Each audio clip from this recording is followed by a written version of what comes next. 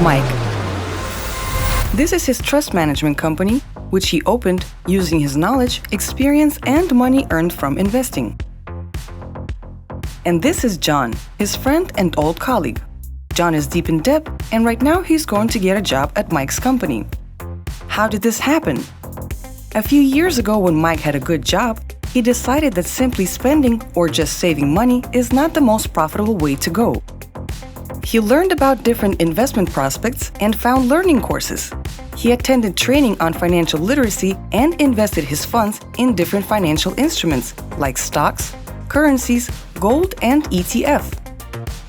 Within just a few years of investing, Mike was generating a stable passive income that almost exceeded his salary.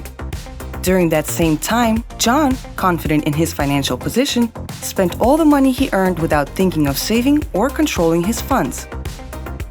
One day, the company where Mike and John worked underwent some fatal changes, which resulted in the dismissal of several hundred employees. Amongst them were our two friends.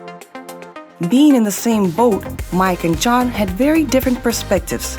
John was stressed out and desperately looking for funds to get by on, while Mike started his own business and was looking forward to new opportunities.